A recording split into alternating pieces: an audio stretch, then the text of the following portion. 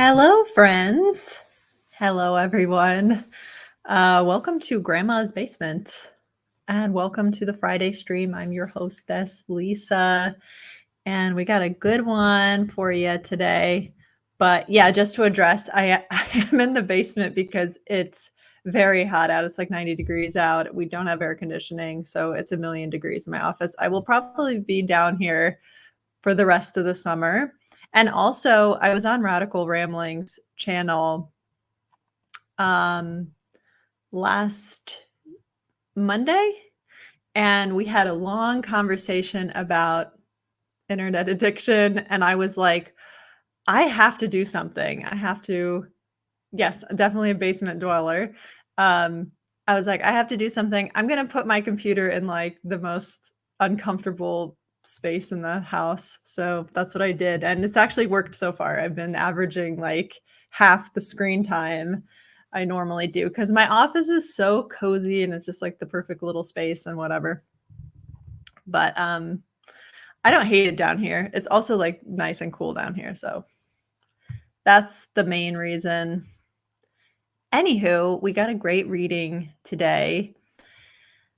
We're going to be reading some Sheila Jeffries. Radical and I always talk about this book as being so like transforming of our thinking and just being such an important text for how we think about beauty and how, we see beauty and women and the world and all these things. So I picked out just a little passage from it. I know we're always telling people, read this book, but not everybody has the attention span for it or whatever. So we're going to read it as a discussion. If you're new here, the way this works is you can just jump in anytime with your thoughts. We get some amazing chat and comments here. And I'm so appreciative of that in this community. And yes, stop me and we'll discuss whatever points that you want to discuss, and I will definitely interject too. This text it's part of a book. So it's not just a standalone article. Ice Goddess. I heard Lisa's voice from the other room. It scared me a bit. Cute. Yeah, so it's not just a standalone article. There is the context of this larger book. So this is just an excerpt from it. If we have time, I will go into the next excerpt, which is about makeup and mental health, which I think is also a really interesting topic because it's super short. So we'll see what we get through. And again, feel free to stop and we can discuss anything. I just want to say hi to everybody. Hello, Pucifer, Existential Gamer, Radical Ramblings, of course. I'm so glad you're here. Irene, Lily just got back from lifting. That's awesome. We like strong women here. Union, hello. And Useless Strawberry, Brianna, Moon, Zay, Expired Milk, Villapula, Tori, Hazel, Ice Goddess. Did I get everybody? Hi. Yes, perfect. Hazel says we'll stop, collaborate, and listen. Pretty much. All right. So I am going to share my screen.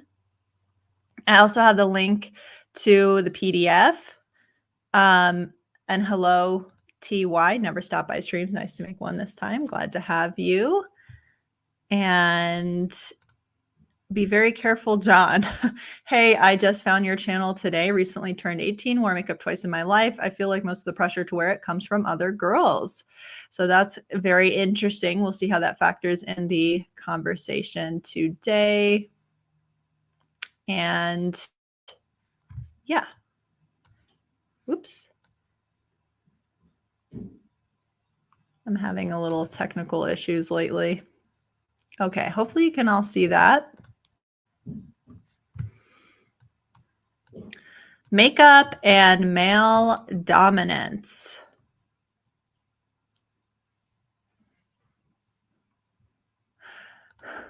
We know if you don't like the stream and judge you like the stream. Yes, please. Though the wearing of makeup is a pervasive aspect of the construction of femininity. Also, Sheila writes in a little bit of a highbrow way, and she references a lot of studies and stuff like that. So just try to follow along as best you can. I think her writing is actually quite accessible. So again, stop me if you want to discuss any point, and yeah, try to make this as accessible for everybody. Though the wearing of makeup is a pervasive aspect of the construction of femininity, there is surprisingly little research that fits makeup wearing into the political context of male domination. Another word for that being patriarchy. So it's actually probably not that surprising that there's little research on this topic, but quite comprehensive anthologies of research on gender do not mention makeup. The one area of makeup use that has been studied is the workplace.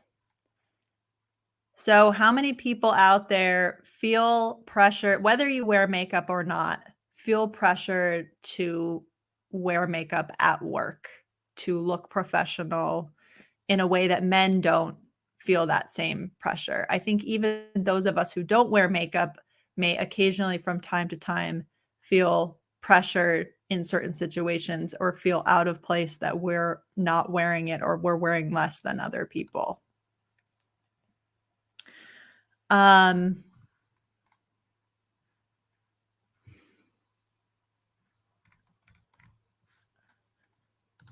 Irene says, yeah, I feel like women reinforce makeup wearing even worse than men sometimes. And Ginny says, yep, makeup signals unity and conformity against the group. Zesty says, not me. I have to get to work at 8. No time for makeup. Of course, the time constraint and time usage is a big factor in wearing makeup. Hazel says, I started wearing it less and less at work, but I wore more when I got hired. Brianna says, yep, felt pressured to wear it to an interview, ended up not doing it though. So yeah, I think even women who don't want to wear it day to day, they'll still wear it in the interview to get their foot in the door there. 15th, Jessica says, when trying to convince me to wear makeup as a teen, my mom expressed concern for future job prospects. Villapola, I don't wear makeup to work anymore and recently got hit with the classic, you look tired. Very classic. Dellinger and Williams' 1997 study demonstrates very well that women are constrained to wear makeup in the workplace where it can be, quite simply, a job's worth issue. They carried out in-depth interviews with a diverse group of 20 women who worked in a variety of settings. They sought to examine the appearance rules that women confront at work and how those rules reproduced assumptions about sexuality and gender. 14 of the women wore makeup every day to work. 2 wore it some of the time, and 4 never or almost never. So only 20% are wearing it never or almost never. 80% are wearing it at least some of the time, if not all of the time.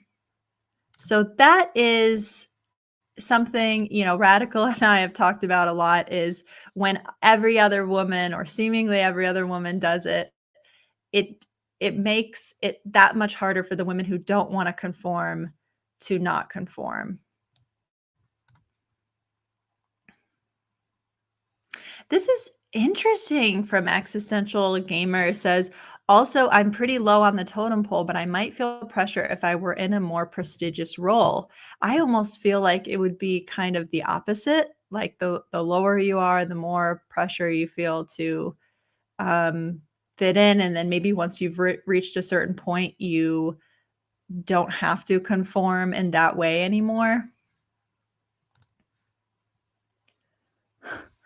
Jenny says, I have what's called a BBBF, big, beautiful butch face.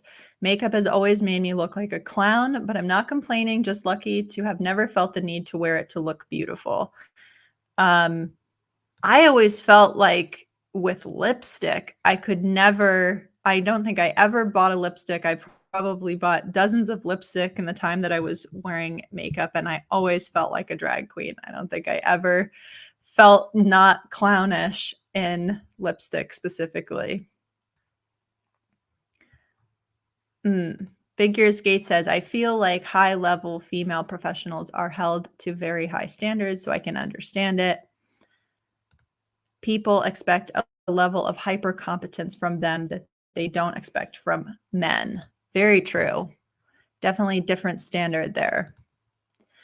The women said that their workplaces did not have a formal dress code policy and that wearing makeup was their personal choice. Again, something we hear all the time. This is a choice. So this is why this piece of writing is so important to this discussion, and why I wanted to read this today is she does a beautiful job of debunking a lot of the things that we hear. So women claim that there's no dress code in the workplace that requires them to wear makeup. It's their choice. Every day, it's their choice. However, many experienced or perceived that they would experience negative consequences if their makeup is not properly applied. They felt, this part is so interesting.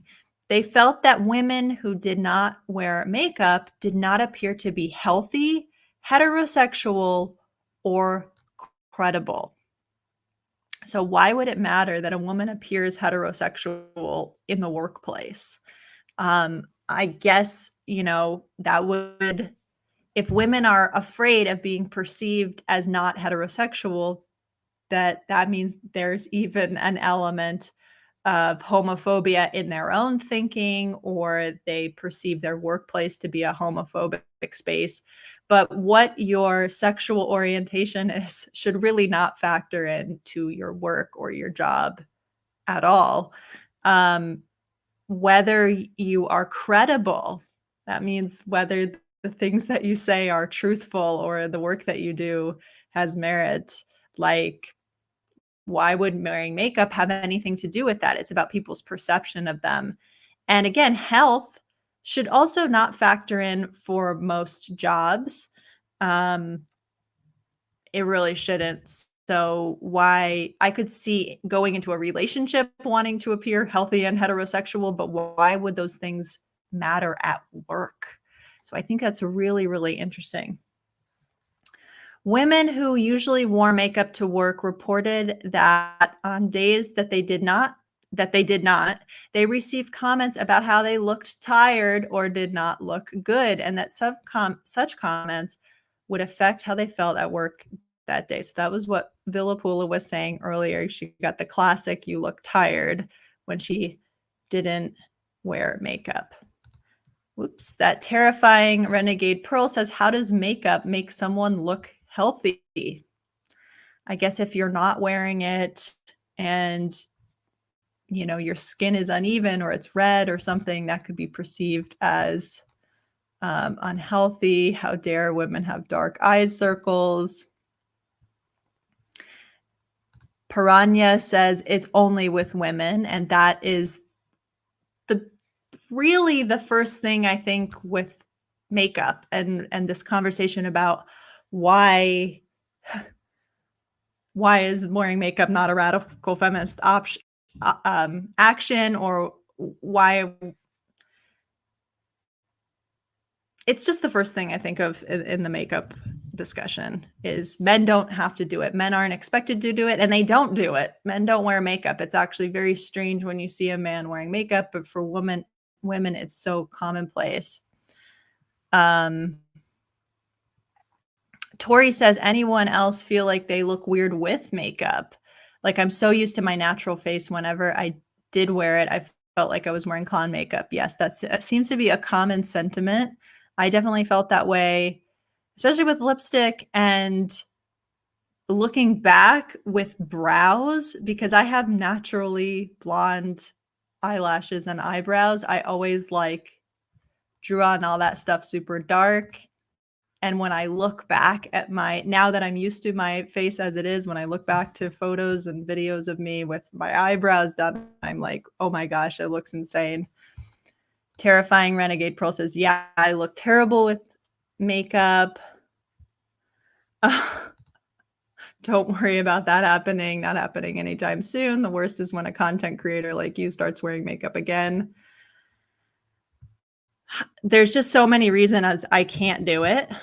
But the main one is I just cannot imagine going to a store and actually handing over my credit card or money to a cashier and exchanging that for makeup. Like the thought of doing that is impossible to me.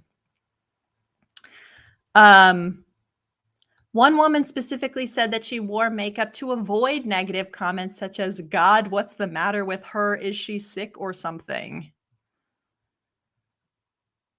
That's so how much of that is choice? If you feel like if you're saying it's my choice, there is no requirement, there's no dress code, it's all up to my choice. And then, but if you don't do it, people are going to say, God, what's the matter with her? At your job, where you just want to focus on doing your job. So I could see why you would want to avoid comments and stuff like that. But at the same time, that makes it seem like you don't really have that much choice in the matter. Choice is a very important aspect of this whole discussion.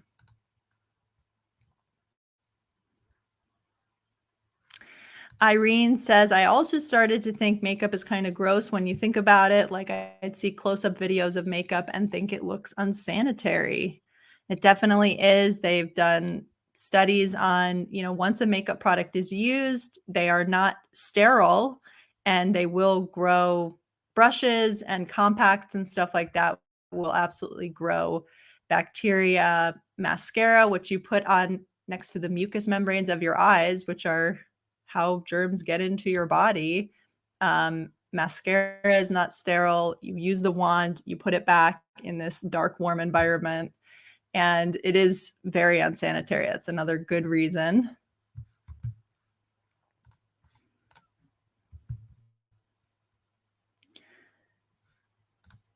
Ginny says it's a common trope in movies to put a man in makeup / feminine clothes to humiliate him. Apparently, women don't have this super secret kind of dignity only males possess.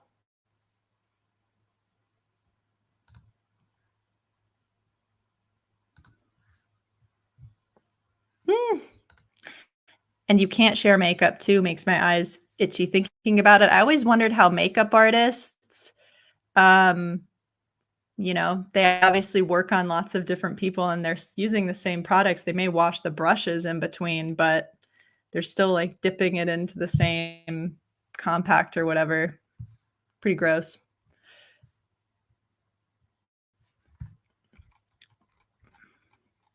On the other hand, the wearing of makeup in the workplace was reinforced through positive comments. Many women said they wore makeup to feel confident about themselves or that it made them feel powerful.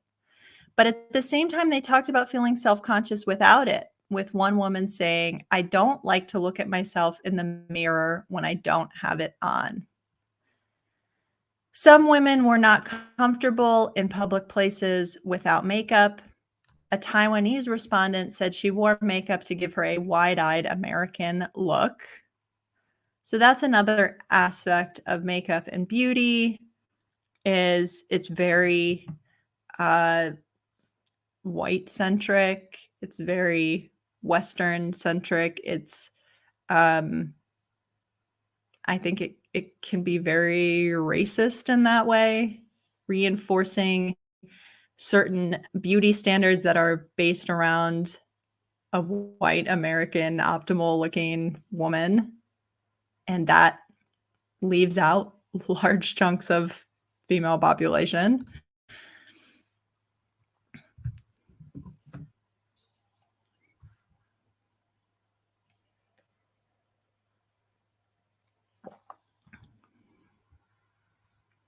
This is amazing. A company I worked with changed their whole Zoom meeting protocol because so many women had reported their mental health suffering from having to see their own faces so much throughout the day, says Expired Milk.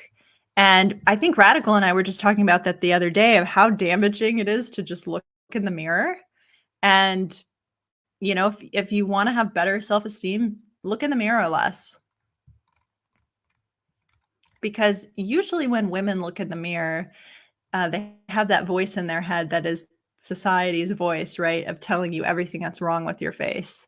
So maybe spending less time looking at yourself, given the context of the world that we're in. If we were in a world that we're all hyping up our natural selves and our natural appearance, that might be different. But given the context of the world that we're in, it's probably not a good idea to spend tons of time looking at yourself or looking in the mirror.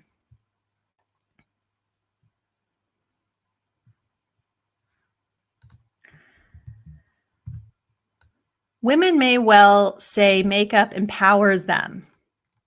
But the interesting question is what disempowers them about being without their mask? So, if we accept that makeup is empowering, that means that existing in public in your natural face is disempowering. So, in other words, if you put on makeup as a route to gain power, then by existing in your natural face, you should be losing power. That's the natural thing that follows. And I don't think that a woman should lose power just for existing in her natural face, right? The constraints imposed by sexism and racism and political structures of male domination are likely to be responsible for women's discomfort about moving into the public world barefaced. And Radical can tell me if she's still here. There's a Sheila Jeffries quote? I feel like I quoted it in a video of mine where she talks about the makeup being the veil, and that in the Middle East, you have the literal veil or the burqa or niqab or whatever to cover a woman's face. And she actually cannot go out into public without that in certain places. So she has no entitlement to exist in public as she appears in her natural face. And in the West, makeup takes the place of that veil. That woman has no right to be in public without putting on this mask or this veil. And when I saw that quote, I just thought that was so powerful. Another pressure on women to wear makeup is the requirement that they should appear to be heterosexual. As Dellinger and Williams comment, makeup marks women as heterosexual. One heterosexual respondent commented that women who did not wear makeup in her workplace are thought to be tomboys. The assumption of heterosexuality, the author notes, is built into professionalism, and thus an implicit requirement for looking appropriately feminine is that women look pleasing to men.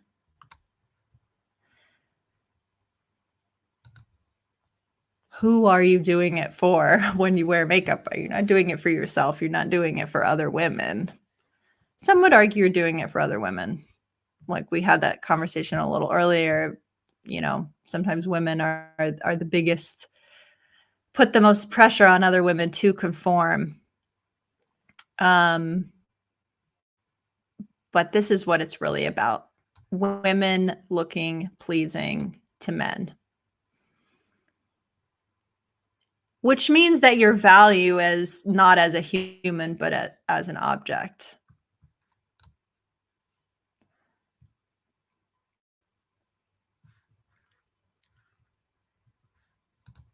Ginny says a lot of disordered behaviors are seen as normal when it's women exhibiting them.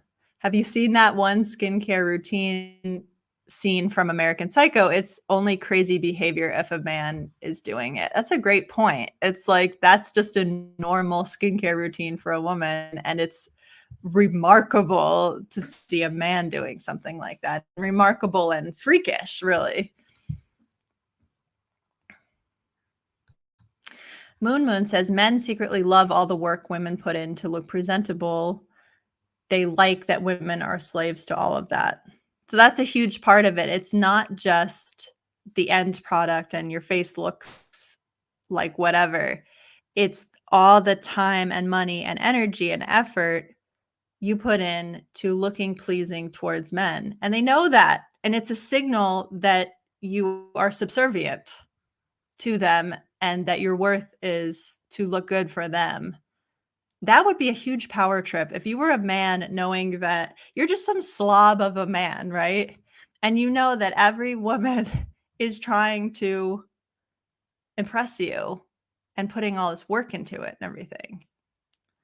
I think, that would be quite the power trip. One heterosexual woman explained that men tend to work easier with someone who is easy to look at. Thus, the requirement of servicing men's sexual fantasies is translated into workplace appearance requirements for women, and lesbians just don't really fit in. So, part of working with men is being sexually pleasing to men. Now, if you had an office or a workplace with just men, do they need to be sexually pleasing to each other? Like when you go in the job interview, right? A lot of us are saying, well, I wouldn't even wear makeup day to day, but I'll always wear it for a job interview. Are you getting that job because you are going to be sexually pleasing eye candy day to day for those men? And when the man goes to the job interview, no makeup, what are they hiring him for? To do the job or to be sexually pleasing eye candy and do the job? By the way, you also have to do the job. Moon says, ugh, my 26-year-old sister-in-law gets Botox. It's to prevent wrinkles, I guess, so you need less Botox later. Just sounds like they wanted to expand their market to younger women. Nobody knows what the long-term effects of any of that stuff is. And they haven't been doing Botox for that long. Who knows? Botulinum toxin is one of the most deadliest, most toxic substances known to humans, and people get it injected into their face, and it's mostly women. Piranha says, I recently joined a feminist group in my town and I'm a bit disappointed, so I feel kind of alone in feminism. Yeah, it can be hard to find people in real life for real. Existential says, men need to know that even if he won't sleep with you, you signify that you are available to some man somewhere. I think that's a very good point. Irene says this probably in reply to when a man is on a job interview, what are they looking at? His skill and abilities, not his value as a sex object.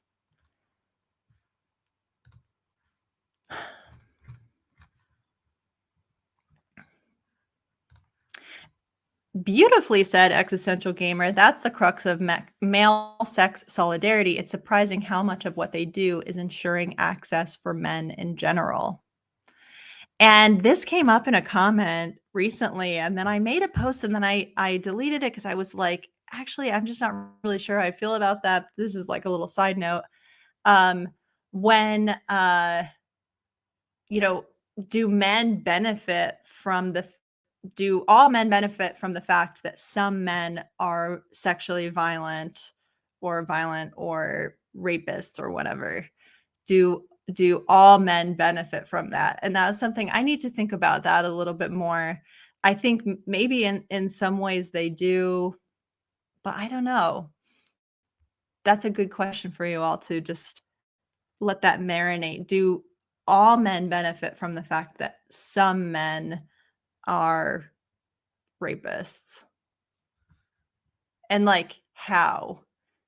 Hazel says it certainly lowers the bar. I'm thinking, yeah, there's, all women are sort of fearful and on edge and trying to please men in exactly the right way because we know some men are violent. Is that yeah, that's kind of what I'm thinking, Ice Goddess. It keeps women in line. But then when I was anytime I post something, I try to always like devil's advocate it, and I try to think of the other side too. And I'm like, well, someone could argue that um, having women fearful of all men is not really a good thing for all men. So then maybe rapists actually make it harder for other men. Um, Existential says it's called the good man hypothesis. Some men being monsters allows men who aren't to leverage. Could be, could be.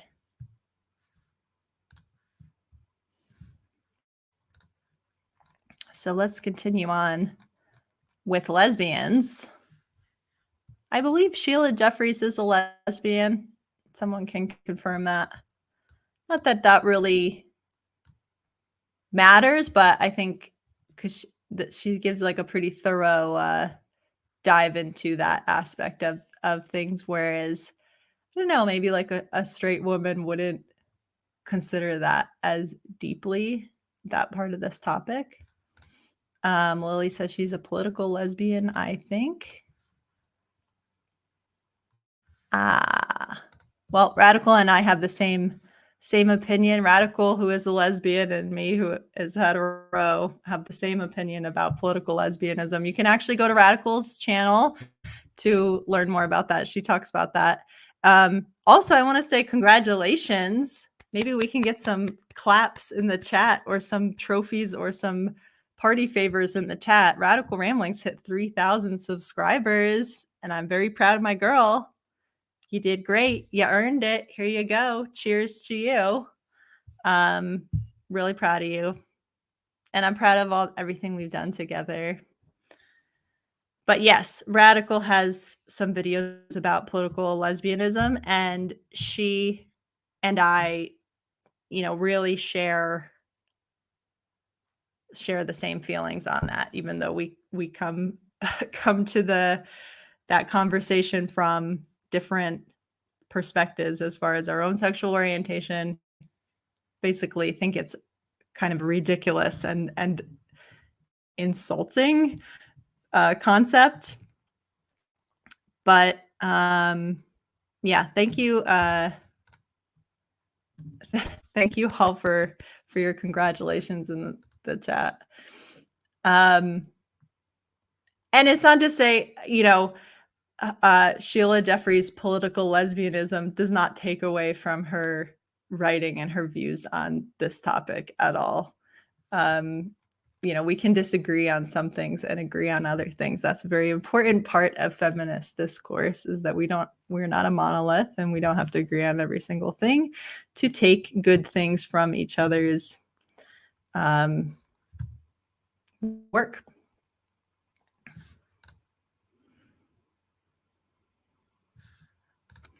One lesbian respondent who did not wear makeup at home or at work said that when she started working as a social worker, she got comments such as, "You need to wear a little bit of makeup," or "You need to get a perm," or "You need to get some better clothes." This lesbian passed for straight at work. Another lesbian actively uses makeup at work as a way to smooth workplace interactions with men. Interesting. She says she uses makeup to mute her difference. So this book is a little bit old, and it's a little bit predates some of the gender wokeness and stuff like that. Maybe the landscape is a little bit different with respect to this stuff at this point. Maybe it's not, but I think that's really interesting. Basically, it's internalized and externalized homophobia, feeling like you're going to be treated different and actually being treated different. Probably both of those things are at play in being a lesbian in the workplace. She's a tall woman, and wearing makeup makes her male clients both less likely to think she is a lesbian and less likely to see her as a threat because of her size. So that's a very interesting, that wearing makeup makes her less of a threat to men. So it makes you less threatening. It makes you actually smaller. That's what I'm reading here. It makes you less threatening. It makes you smaller.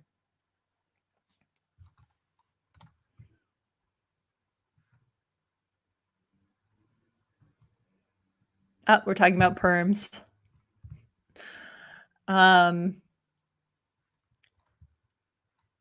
Makeup then makes women look unthreatening.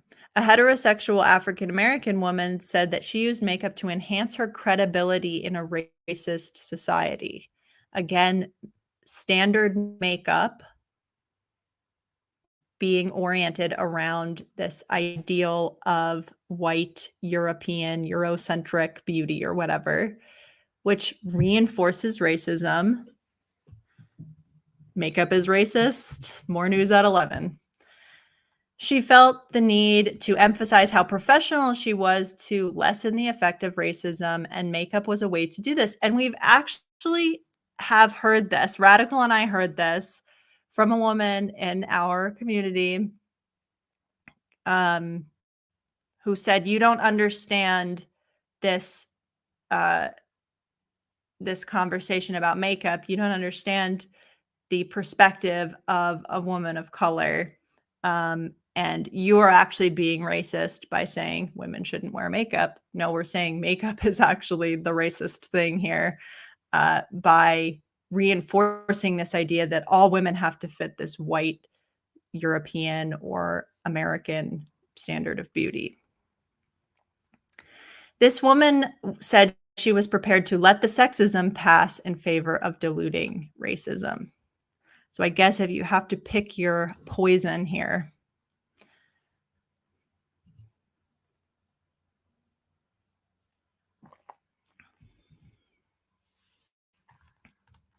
The authors conclude that workplace pressures do not construct women's choices to wear makeup. Totally changed the meaning of that. The authors conclude that workplace pressures do construct women's choices to wear makeup, and that such choices cannot be understood outside the context of these institutionalized workplace appearance norms. In other words, your choice is not a choice. So I don't want to ever hear another woman say, "Yes, I know that makeup has this sexist aspect to it, but it's my choice and I choose it." Because there is, look at all of the factors here. If you're a woman of color and you want to combat racism, if you're a lesbian and you want to appear heterosexual, all these pressures that are put on us, if you, whatever your race or sexuality, you want to just appear more competent, you don't want to look sick, you don't want to look tired, you're pressured to wear makeup for those reasons. And the choice is not really a choice.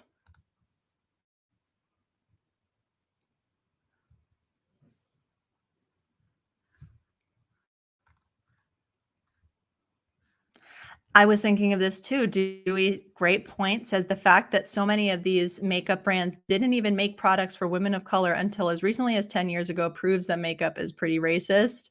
And I've actually watched like makeup reviews from women of color, like shade testing and stuff like that, and saying like, look at all the shades. Like sometimes, a brand will have a certain foundation, they'll have 40 shades up to light-skinned Black women, and then from there, it's like maybe they have one shade that goes beyond that, that's like dark, that's supposed to fit everybody.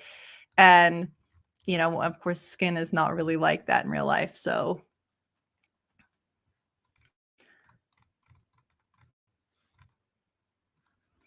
and Dewey says, or at least the people making the decisions about the brand are racist. So, yeah, that's not even something that is like one of the top thing. I guess, I don't know, as a white person, like it's not one of the top things that I think of as reasons to not wear makeup, but actually like I'm gonna add it to my list. I have this list. I think I'm at 8 things that are really, really strong reasons to not wear makeup. But yeah, it's not reinforcing those uh, white, Western, Eurocentric, whatever beauty standards, and also not supporting companies that are not accommodating this segment of women for no reason other than racism.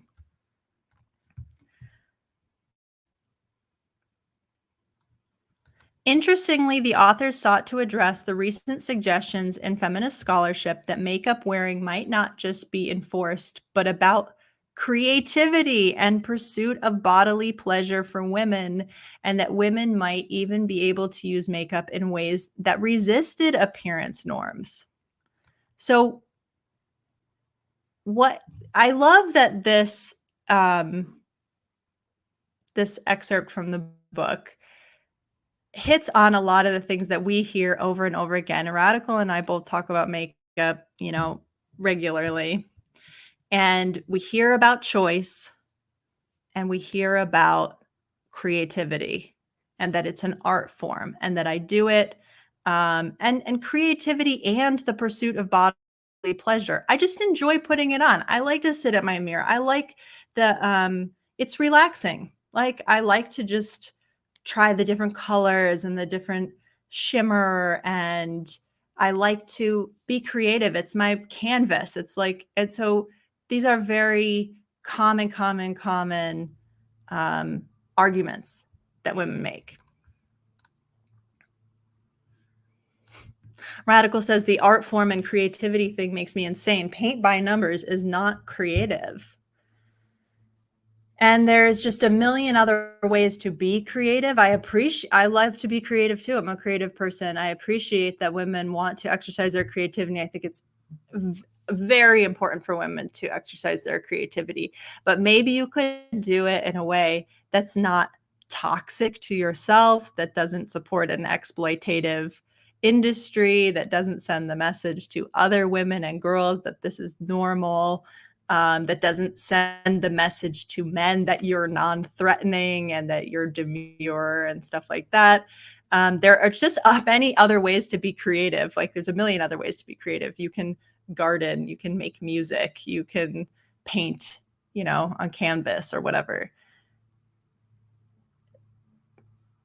And it's also toxic. Did I say that? Toxic chemicals on your face. I mean, there's just a million reasons, but that's definitely an argument that we hear. It's an argument that we hear.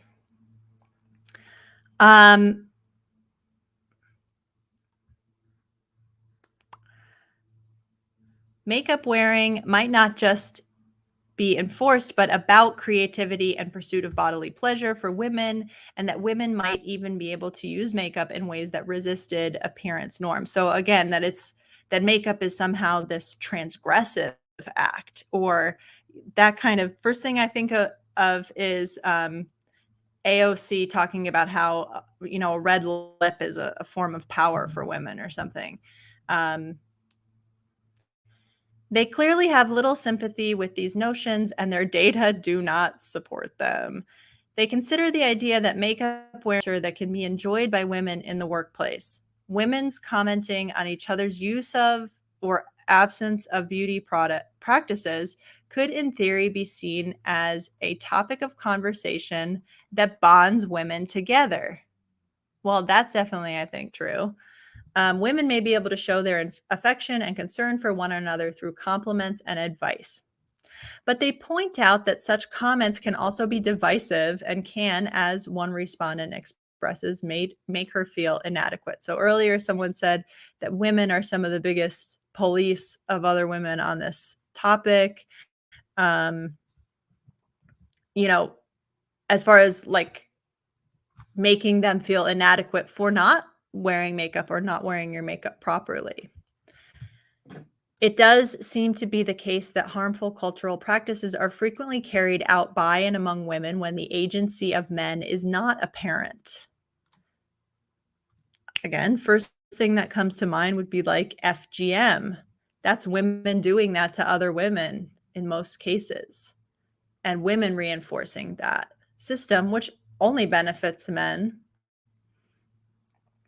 So again, you have women reinforcing this harmful cultural practices.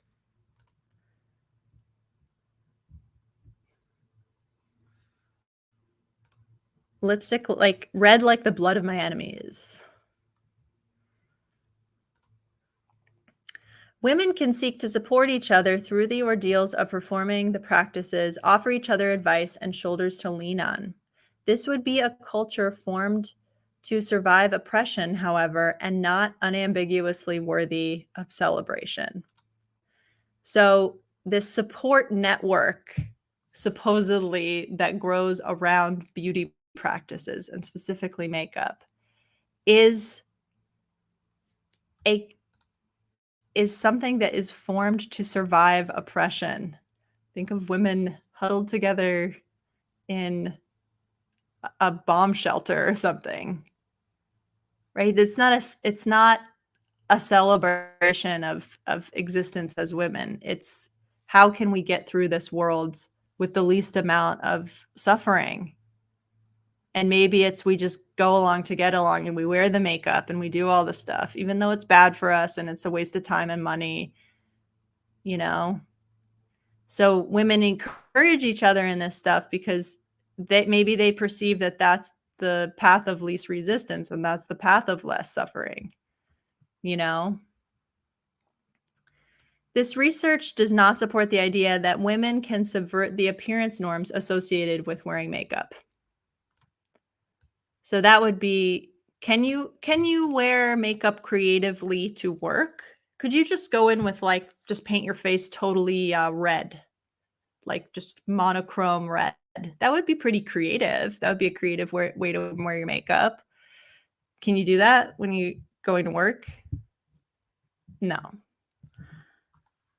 The few examples that are given of such subversion are that some women said they only applied makeup once a day, or that they did not check and reapply, or that they wore the minimum they could get away. So that's what passes actually for subversion of the system, is only applying your makeup once a day. So no crazy, you know, butterfly wing eyelashes or anything like that. Nope, you just put your makeup on once a day and that's how you subvert this system. I think the biggest subversion would be to not wear it at all. These don't seem very revolutionary strategies. The authors reject the notion promoted by a school of our favorite queer post-structuralist theorists such as Judith Butler, the woman who has my heart, who say that women can perform femininity and play with gender. What do you all think about that? Can women play with gender? Can women play with gender? We already have quite a bit of evidence to counteract that idea that women can play with gender. I don't think so. Ice Goddess, I cringe every time I hear queer. Irene says, good old Judith. Radical LMAO, please, what the F does play with gender mean? Kiara says, gender is not a toy. Zay says, no more boxes. And Lily says, I don't think it's playful if it's a requirement to perform femininity. That's not playful. Playing with gender is like playing with guns and chains. Kiara says, is gender a dog or something? How can I play with it?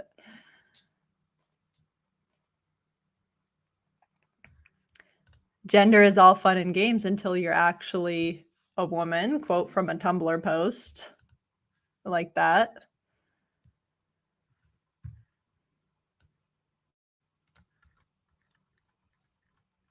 They say that resistance through bodily practices may be easier to find in studies that do not evaluate the actual constraints imposed on women by social institutions.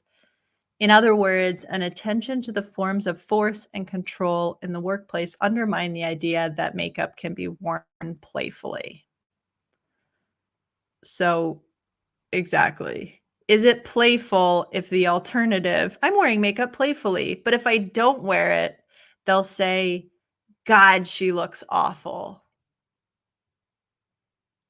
That's not very playful. That feels very frightening, actually, if that's the alternative. Dellinger and Williams conclude that the women in their study are not cultural dopes and act as knowledgeable agents within institutional constraints. Thus, they may be very aware of what they are doing and why, but still feel it necessary to engage in the practice even in minimal form. The concluding paragraph conveys a point usually overlooked in writings about the joys of makeup wearing. That is, that this practice has implications for reproducing inequality between men and women and also between different groups of women. So there you go. This practice has implications for reproducing inequality between men and women and also between different groups of women. In other words, wearing makeup reinforces the fact that there are different expectations for men and women. It is not a revolutionary act. It's not a feminist act by any stretch of the imagination. It reinforces the status quo, which is that women are lesser than men and women are objects and men are human. And that also there are different tiers of women and that there are women who won't cooperate and they should be ostracized because they threaten the status quo of patriarchy.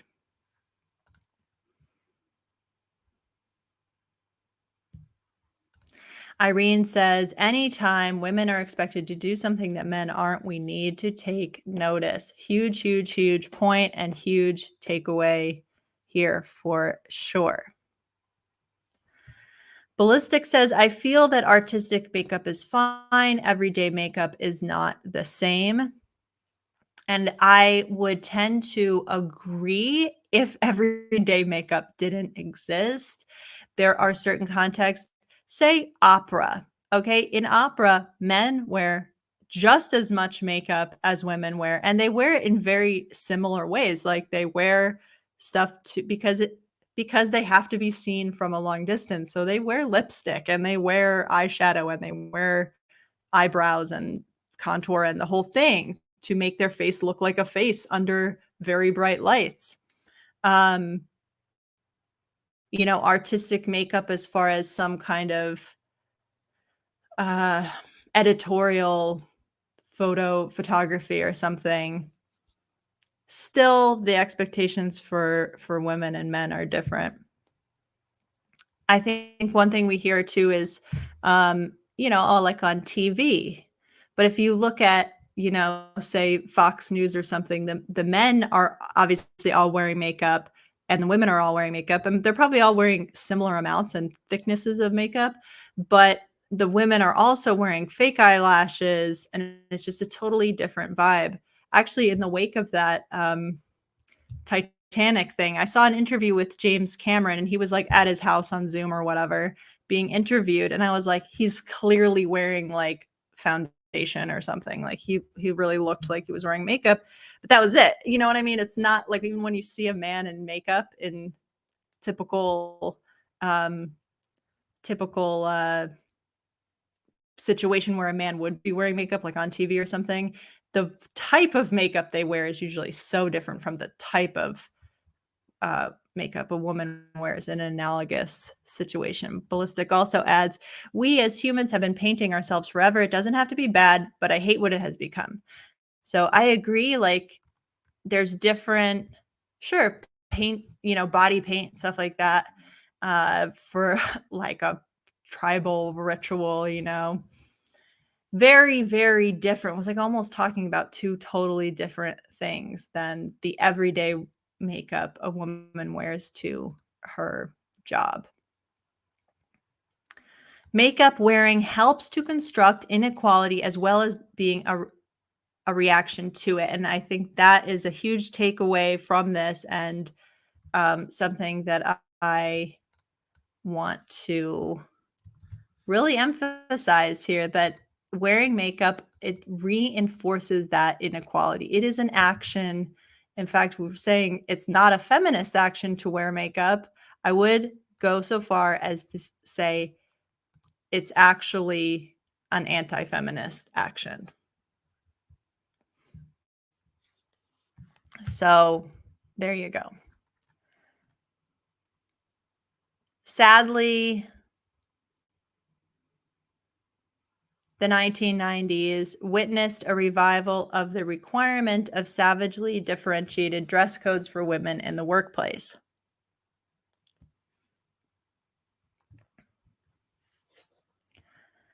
As a Vogue article put it in 1991, women at work have reclaimed their sexuality. Dresses are back, makeup is in. The writer argues that many women executives see this as empowering them. The readoption of femininity results, she believes, from the fact that women have gained credibility in the workplace and can now use femininity to their advantage. It could represent the complete opposite, of course, the control of career women by forcing them into a feminine and non-threatening mold. Indeed, the Vogue article gives some useful examples of the sanctions that are employed against women who do not follow workplace femininity dress codes. In one case, the accounting firm Price Waterhouse denied a partnership to Ann Hopkins because she needed to, among other things, walk more femininely, talk more femininely, dress more femininely, and wear makeup. This is a very famous case. In fact, I'm pretty sure I studied this when I studied employment law in grad school. She sued and won. While the tone of the article is upbeat about the delights of dressing in a feminine fashion in the workplace, there are many examples that show that this is not about choice and pleasure. Dressing for work, it states, is a small act of daily courage. Ew. Well, I don't know. Is that ew or not? Maybe it's not that ew. I guess getting ready for work in a, as a female is a small act of courage. Could be. Could be. Hold on. I'm getting distracted by something. So let me not get distracted.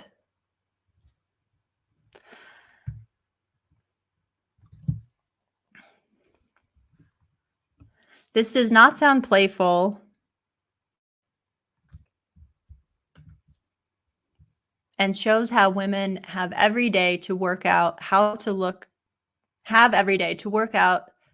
sufficiently feminine and sexy, but not too sexy, and of course, carry out their routine of beauty practices. Meanwhile, as she points out, it is not that way for men who seem to have it a lot easier. Men can wear a uniform suit that disguises their sexuality rather than enhances it. In other words, they do not have to think how they can best dress to draw and entrance the eyes of their female workmates. That is so crazy, right? So true.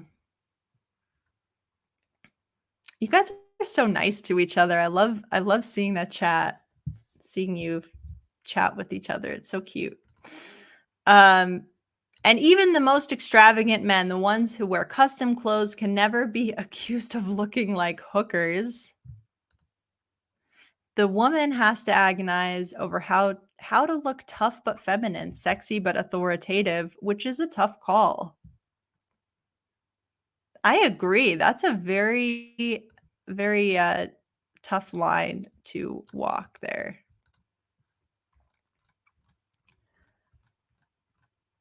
Women's magazines play a role in coercing women into makeup in the workplace.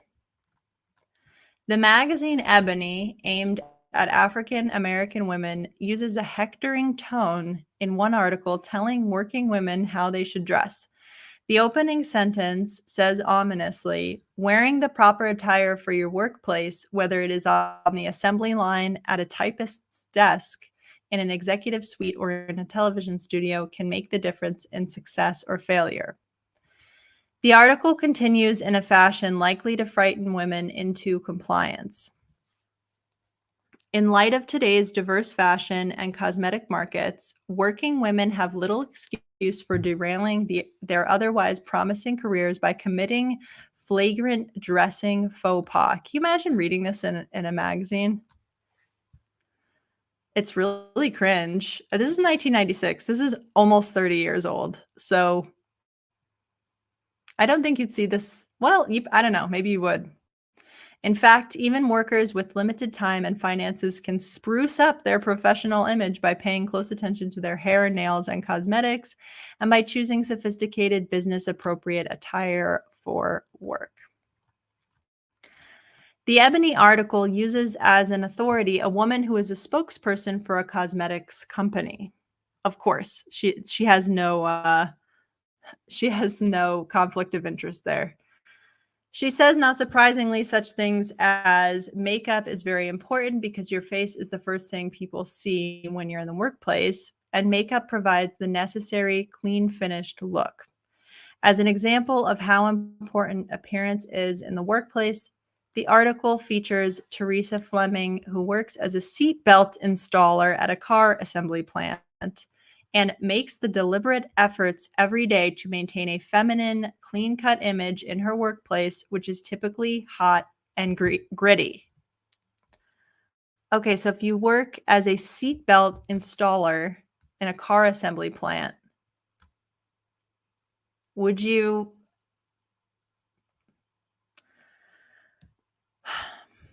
put the effort in to be feminine in a hot and gritty workplace? She gets her hair cut and curled twice a week, applies eyeliner and lipstick daily, and goes through extreme measures to maintain her long manicured fingernails, such as, I've cut out room for 2 fingers in my work gloves and I wrap my nails in tape before my shift. I haven't lost a nail in the last 2 years. So she is a seat belt installer at a car assembly plant. Kind of an important job if you think about seat belts, might save your life. And she has long manicured fingernails. I thought this too. Who cuts their hair twice a week? I mean, how could you cut your hair twice a week?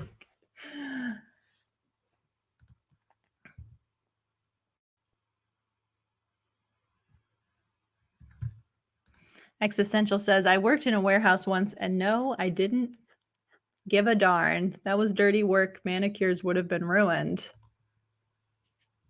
Wild.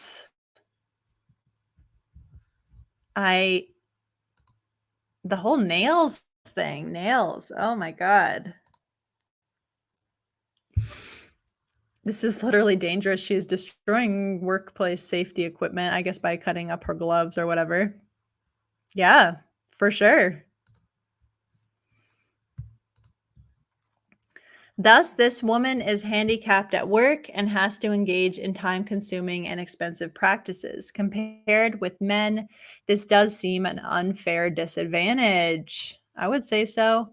The makeup company spokeswoman, probably employed in this article because her company is an important advertiser with the magazine, says that a woman's beauty regime should only take 7 minutes each morning. But the practices she recommends sound rather too complicated to be performed in such a short time. And even if it's just 7 minutes, that's 7 minutes men have to do literally anything else. She does not allow for the thinking time involved when women adapt their makeup, as she says they should, to their day. For example, if they have an important meeting. She says women should use a toner to close pores and give a youthful appearance, a moisturizer, and then your foundation, blush, mascara, and a light lipstick, and you're out the door. It's just that simple. Toner, moisturizer, foundation, mascara, lipstick, out the door. But she says nails must be clean and polished, and they are not included in the 7 minutes. And she does not even mention hair or clothing. All in all, the beauty regimen is likely to take a long time out of the day. Oops. C says 7 minutes could be used to pack a lunch, get dressed, let your dog out, etc. Right, 7 minutes, or just sitting around, or extra sleep, or anything. It adds up if men aren't expected to do it. That's the thing that's like 7 minutes in the morning, but the whole workday to touch up, make sure things aren't smearing, lipstick isn't on teeth, etc. My 7 minutes is just taking extra time sitting on the toilet. 15 Jessica says, if I had a job, 7 minutes could get me a touch of extra creative time. Yours truly says, the older I get, the more precious time is, and you multiply that by 7 days a week, it's almost an hour. Bill Lapula says you can spend 7 minutes in the morning just to enjoy your morning coffee. At Radical Ramblings points out that 7 minutes a day is 42.5 hours a year. So, Useless Strawberry's beauty routine, she wants to look fierce. She just gets up, already wakes up looking fierce, which is how it should be.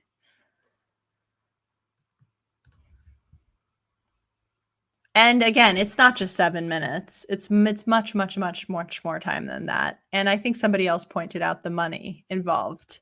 Even if you buy, drugstore versions of all these things. Lipstick right now, drugstore lipstick, 10, 12 bucks. Mascara, probably same range. Each of these things you're looking at around $10 each probably. So, and moisturizer is pretty expensive. Toner. So I think someone said this is like $60 worth of stuff if you buy like literally the cheapest version of all of these things.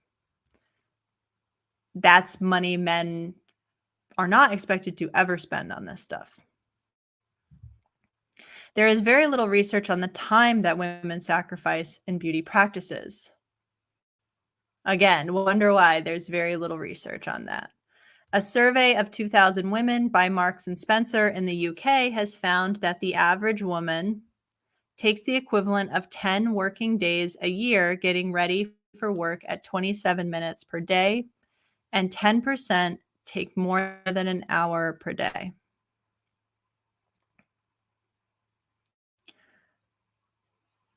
The average woman takes the equivalent of 10 working days a year getting ready for work.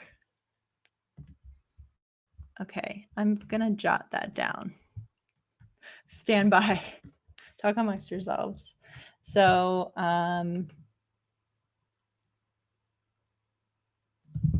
the average woman takes 10 working days per year getting ready for work. 27 minutes per day.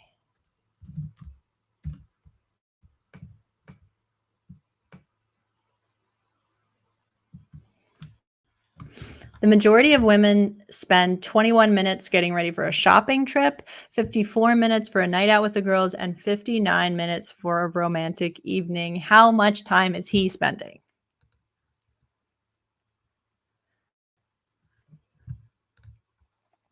These are considerable amounts of time that men and the women who eschew such routines can spend on other activities. I mean, that's the nice thing about not doing any of this stuff is I can look back on the last year and say, I spent no time putting on makeup. Like, I didn't spend, add up the hours, 42 hours, 10 days, whatever, 0. So maybe that was just more time spent on my internet addiction or whatever, but it was not spent on makeup, and there was no money spent on makeup either. It should be clear from these examples that makeup is not simply a matter of choice in the workplace, but the result of a system of power relations that can require women to engage in this cultural practice. The idea that makeup is a choice is undermined by an examination of the tactics that cosmetics corporations employ to get children using makeup and wedded to their brands. Makeup manufacturers are targeting girls as young as 8.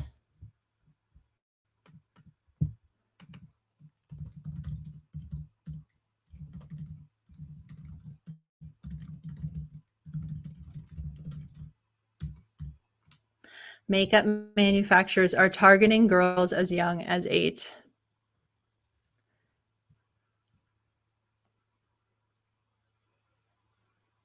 "89% of advertising creatives, including in the makeup industry, are male." So it's literally, I mean, think about how creepy actually that is. It's adult men marketing to little girls. Creepy? Is that like an industry you wanna give your money to? That's really creepy. That's creepy. A market research study found that 1/4 of girls under 13 had experimented with makeup, and the advertisers are keen to reach them. Procter and Gamble are seeking to market their CoverGirl cosmetics range to 8 to 10-year-old girls. By the way, we know that makeup has carcinogens and endocrine disruptors, and we've got young girls experimenting with and wearing makeup that they have been marketed to. And, then we're like, wow, girls are getting their periods so much earlier. Yeah, because they're coming in contact with these endocrine disruptors as children. By making the use of makeup resemble play. Again, the idea of play as somehow not a, required thing, but something that's just fun and playful.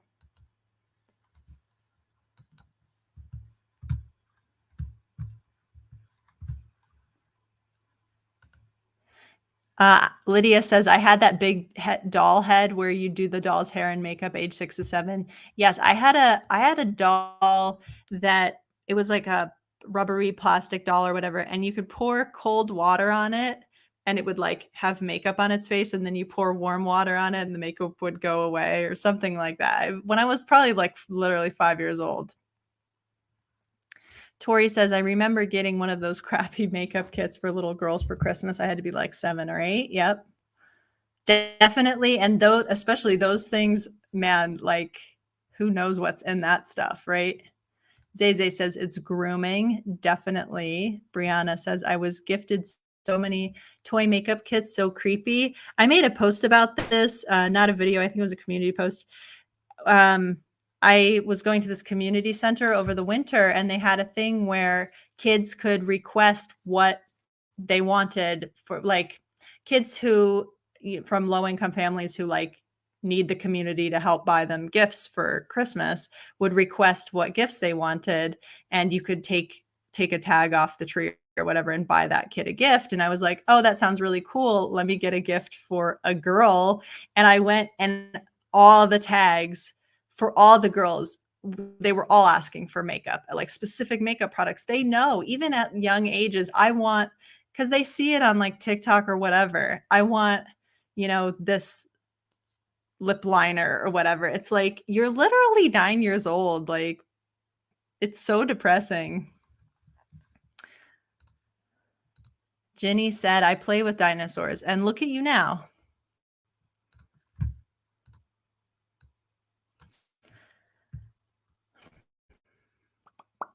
Where am I? Oh, okay. Thus they have peelers, polish, peelable nails, enamels, and pure magic body art, a package of body paint and stencils that comes in designs such as Halloween shapes. They have kiosks in shopping malls to entice girl children in to surf their website and display glitter and lip gloss in them rather than the more adult products in their range so that parents will not be alienated. A company called Kiss Products has licensed animated characters from Walt Disney Company to promote their lip gloss and nail polish kits at Disney stores.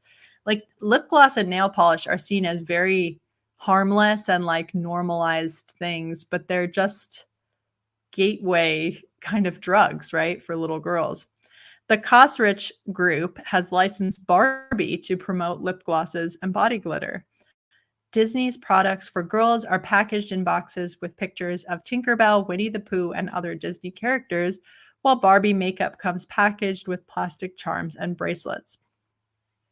In the USA, cosmetics industry in the USA cosmetics industry, estimates put sales to children at $1 billion annually. This article or this book is pretty old too. I'm not sure. Somebody asked when this book is from, mid 2000s.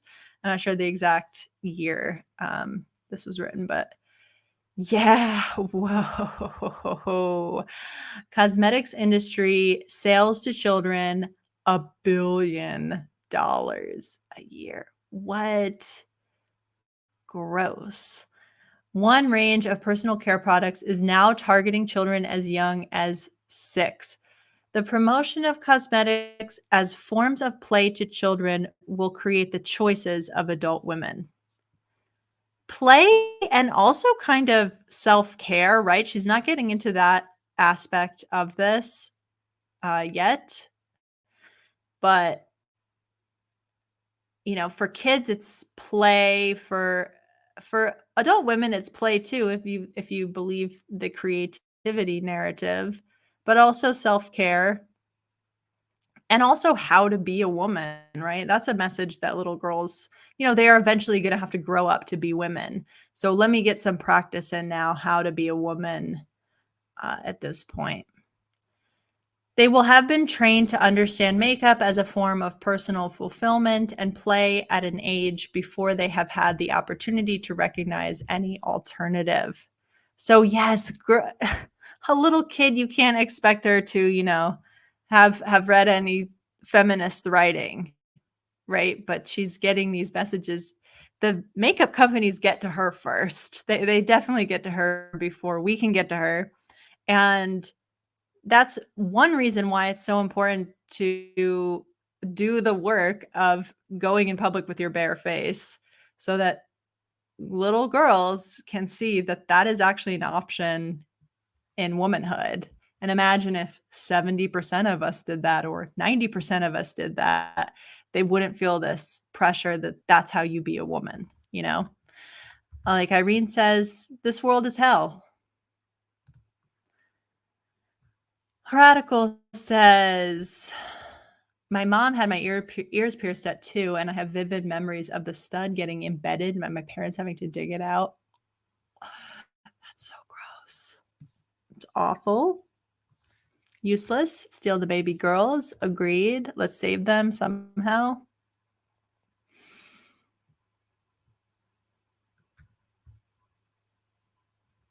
C says, I'm glad my mom let me choose when to get my ears pierced. I got them pierced only 8 months ago. I think I was like 9 or 10 or something like that. Let's not put holes in people before they can consent. Yeah, they even do it to kind of not like newborns, but definitely very, very young.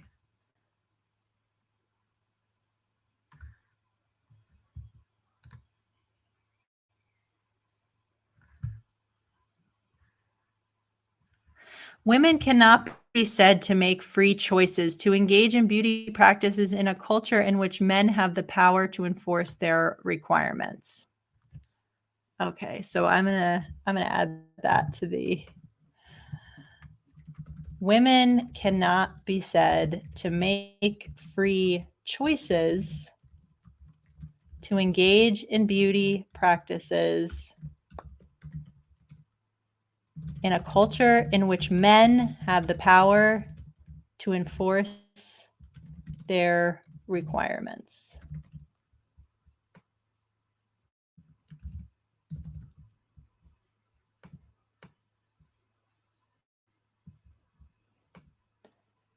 If a man can fire you or demote you or not hire you because you chose to not wear makeup, is it a choice? No. That sentence is just so on point. I agree. It's really, really, really, really, really powerful.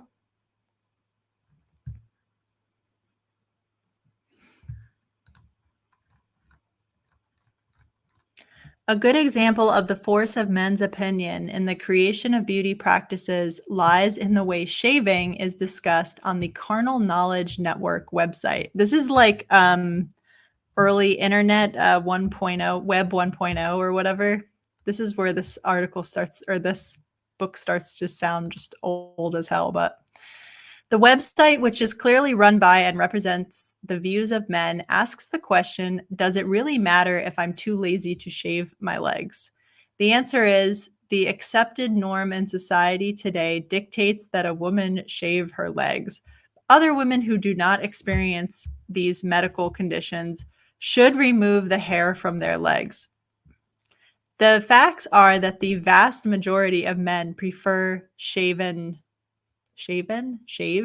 legs. In response to the question, does this mean that women have to shave their legs just because most men seem to prefer this? The response is, obviously the answer is no. If you want to take the high and mighty attitude of it's my body and I'll do what I want to, wow. This is insane, actually. Oh boy. If you want to take the high and mighty attitude of it's my body and I'll do what I want to, what's the alternative? My body belongs to you, man. My body belongs to men. Obviously, I will do whatever they want. You can grow shoulder length hair on your legs. No, you can't.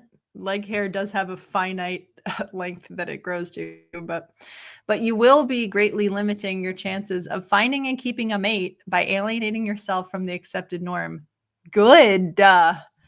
If you don't shave your legs and keep them clean and appealing, many guys will simply lose interest in you romantically. Sorry, facts of life. Great. Would I want to be with a man who is so superficial anyways? And also pedophilic?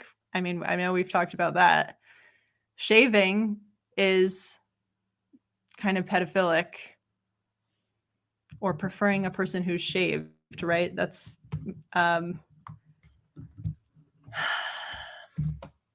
you're mimicking a prepubescent girl's body. Gross. Sorry, ladies, men prefer hairless, childlike girls. Sorry, no woman wants you. Facts of life. The website's advice continues its haranguing tone. To women who might have the habit of not shaving their legs in the winter when they are not wearing shorts, the response is such that women will be labeled that girl who doesn't shave her legs. Good. Very proud. Very proud. And this is what we talk about when you're not around. Gross. I'm good. I really don't care. It goes on. Most of us like a woman who takes the time to keep herself up. We're obsessed with it. And what do you do to keep yourselves up, men? Nothing. The suggestion that women will not acquire male partners without shaving resembles the reasons given for the carrying out of harmful beauty practices in other cultures, such as female genital mutilation and the reconstructing of hymens. That is, girls have no chance of marrying without them. Though it might be expected that the pressures on young women to have male partners might be less in Western cultures where they have more chance of a career that is not that of a wife, they are still extreme. Feminine respectability in Western cultures requires attachment to a male partner. Feminine respectability in Western cultures requires attachment to a male partner. Do you all agree with that? I agree with that. I think that women are, because we are not people and because we are subhuman objects, that we only exist in relation to others. Not necessarily to a male, but definitely to children. And the male is implied, right? So, you know, She's somebody's wife. She's somebody's sister. She's somebody's mother. She's somebody's daughter. Instead of she's somebody.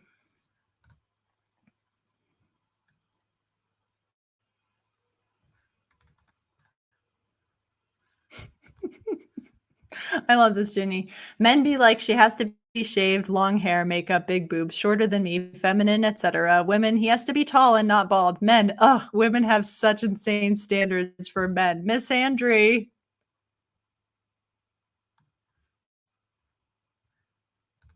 Zay, keeping yourself up as a woman is just dying, starving yourself, and looking like a doll. No thanks, I'm a mammal.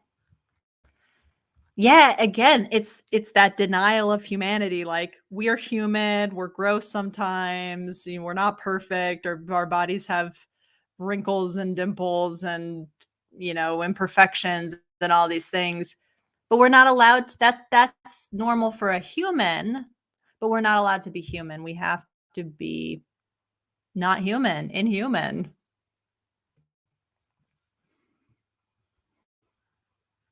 Susie says, Jane Austen famous line, "A single woman of means is always respectable." I like that.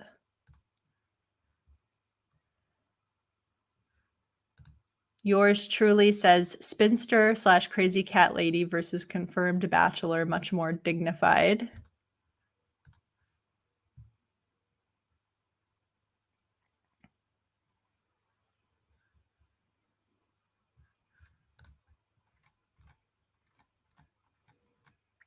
The idea that women choose to engage in these practices is also undermined by an examination of just how painful and fraught they can be for the victims. The Girl Talk online discussion forum addresses shaving as well as other harmful beauty practices and reveals a tortured and painful process in which young women seek to accommodate the pain and discomfort inherent in such practices. They communicate with each other in heartfelt messages about how to avoid the pain and deal with the problems that result. One problem that women who remove body hair encounter is ingrown hairs. One woman in the discussion forum describes the problem thus: I had a bikini wax a couple of months ago, and ever since I have had horrible problems with ingrown hairs.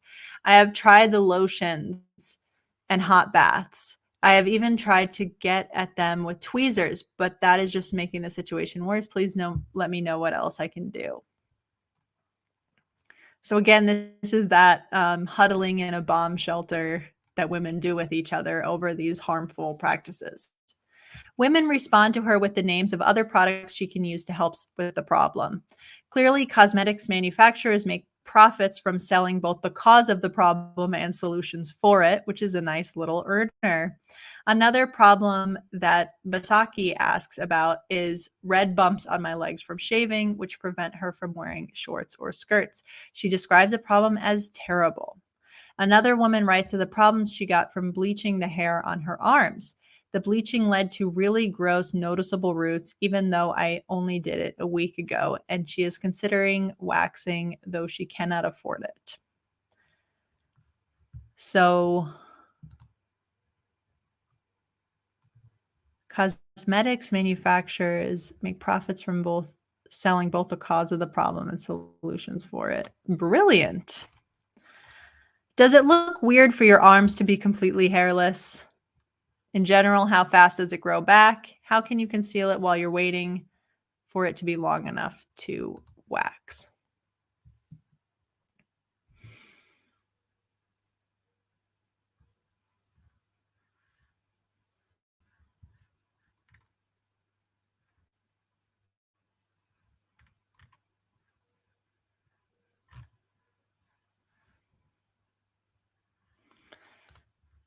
You can still wear the shorts if you stop obsessing over appearance. Totally agree.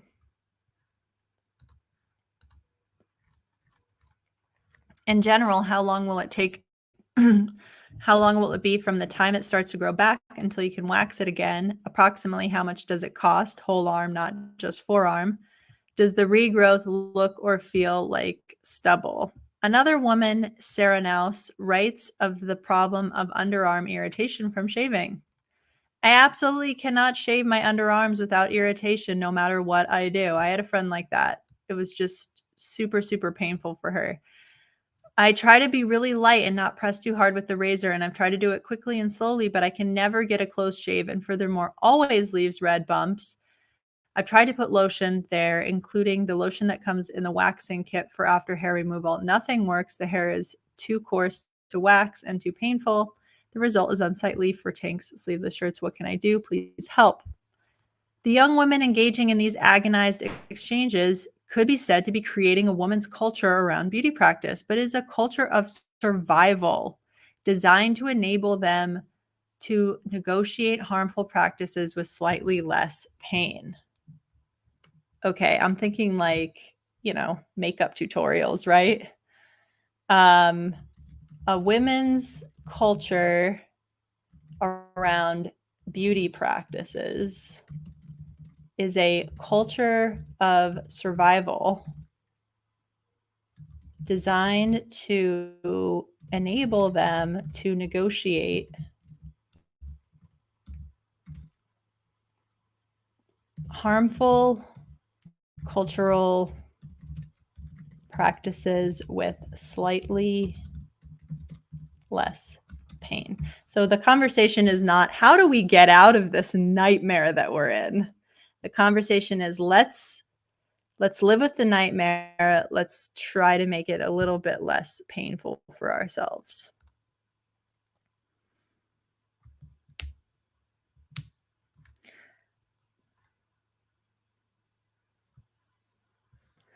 Oh, this is such a great comment. Wow. Okay. Ginny says, why must women suffer when it is males who have conditioned themselves out of being attracted to humans?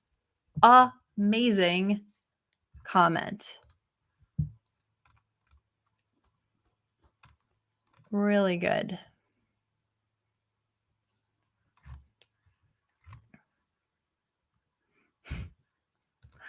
Ginny dropping gems. Yeah. Great, great, great point. Interesting from Susie, too. I wonder if the burqa is actually less misogynistic than these beauty standards sometimes. Very interesting.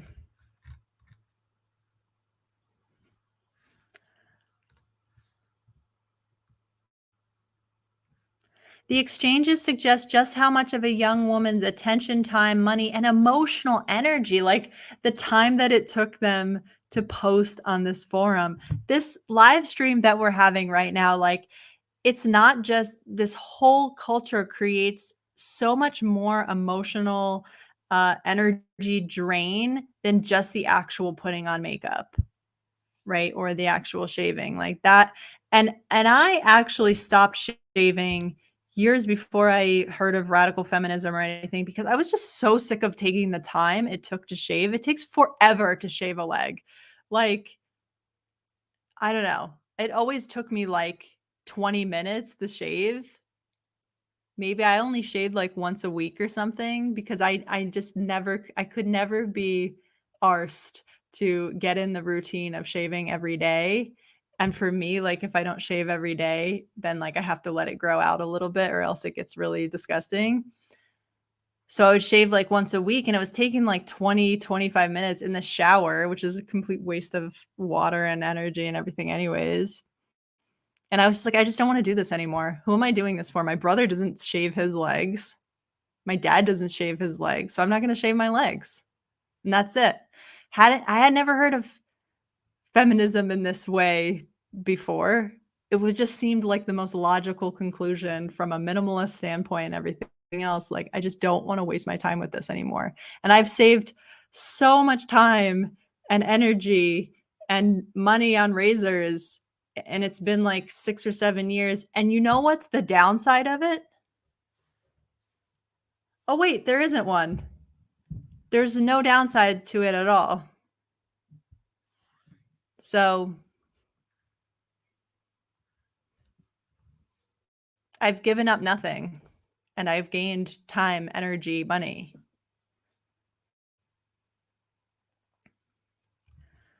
The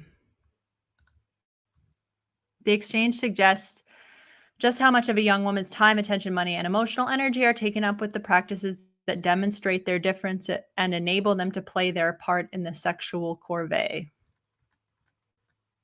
The exchanges resemble those carried out about much more damaging practices of self-mutilation on websites such as BME, Body Modification e-zine. On the BME website, young women describe practices of cutting and burning their arms, breasts, and other parts of their bodies. They also write as if they feel compelled, but the practices are way beyond those that would be considered the ordinary requirements of beauty. On the BME site, beauty practices have gone off the rails of social acceptability, but in their very obvious destruction of skin and flesh, they may help us to understand the harm involved in such apparently respectable everyday practices as whole body depilation. An understanding of why young women continue with these practices requires an awareness of the very considerable force that has been required to create this result. Cynthia Enloe, in her work on international politics, Bananas, Beaches, and Bases, asks us to reflect on what forces have created situations that appear to those brought up in Western culture as just facts of nature, such as treeless landscapes or all women typing pools. These are not natural facts, but the result of social and economic forces that favor a short-sighted destruction of natural resources or the containment and exploitation of women in cheap labor.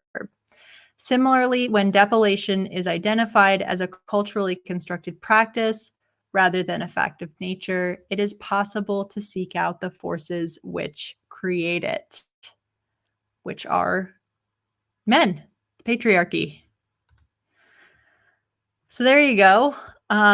We have a little bit of time. I kind of want to read this next bit. It's just 2 pages long. About makeup and mental health, but maybe I will leave that and we can just talk. I want to go over, okay, I'm going to stop sharing my screen for 1 second. I'm going to remove this. Okay, it's me. Hi. It's me. Hi. Okay, stop screen. I'm going to go over here and do this. I think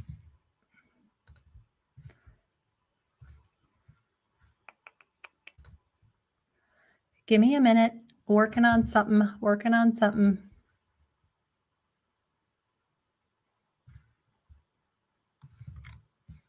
Okay, that doesn't look so bad.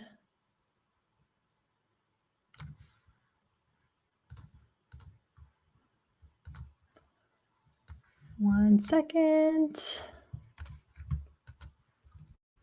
So what did you guys think of that? Was that enlightening? The teddies in the background? They all have their little chairs too. They're teddy-sized chairs. I'm in grandma's basement and it shows. Let's see, from my computer, sharing some stuff. I just want to do this on the fly.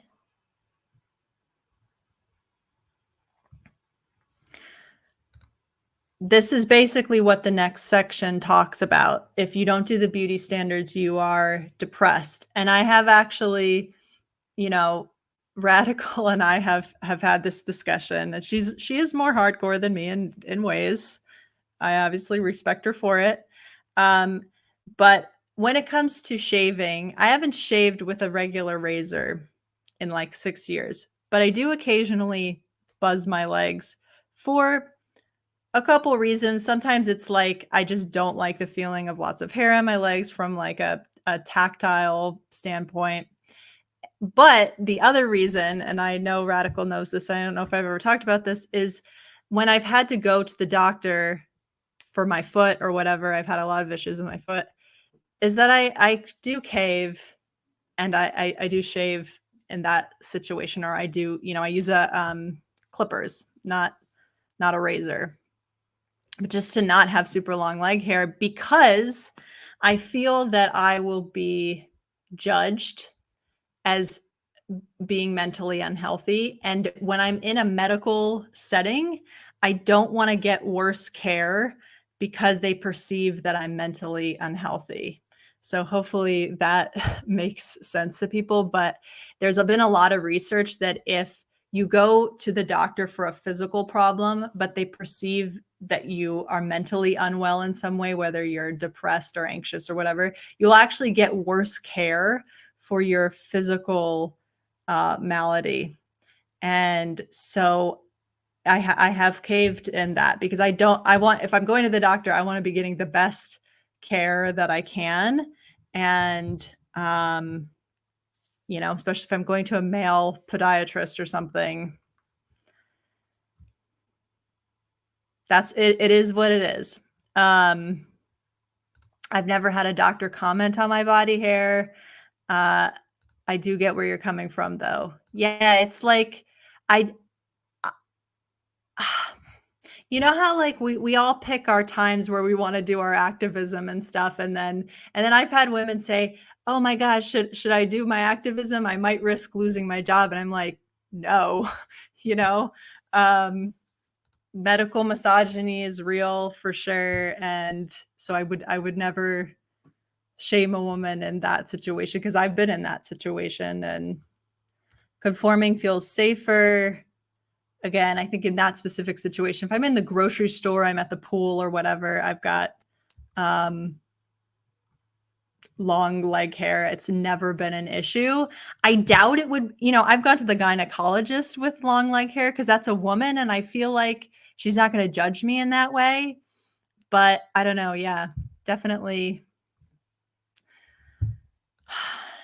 Again, yeah, like there's been a lot of research where if you go, for a physical, like that's so crazy, right? Like if you go for, hey, I'm having chest pain or something, and you're not wearing makeup, I mean, it is literally that wild. If they perceive you as having a mental illness, you won't get good care. So that's a toughie. That's a toughie. Okay, so let me see if I can add this to the stream. All right. So here were the main points. I think some of the big bombs um, dropped. Hey, I have mental illness in my file too. Good point. I have OCD, so that's in there for sure.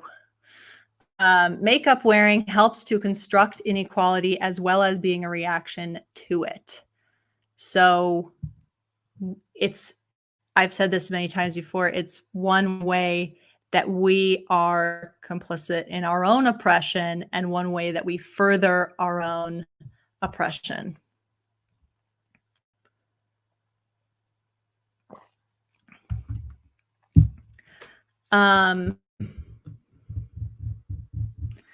So I'm pretty sure they really don't care what status you are in that sense. Yeah, makeup wearing helps to construct inequality as well as being a reaction to it.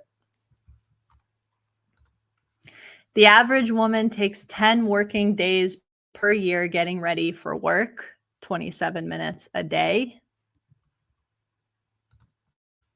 Makeup manufacturers are targeting girls as young as 8. Women cannot be said to make free choices to engage in beauty practices in a culture in which men have the power to enforce their requirements. Not a choice.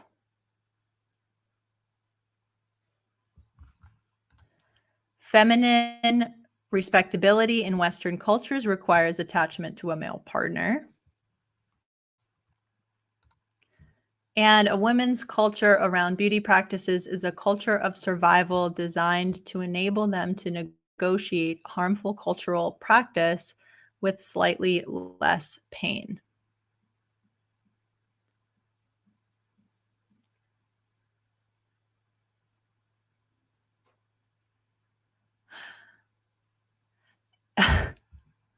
Okay, this is gross, but yeah, I think it's a good point, right? Doctors are used to seeing like leg hair and pubic hair on men, and they wouldn't even question it, right?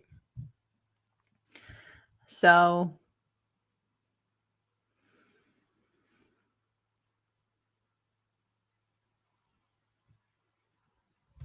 interesting chat comments.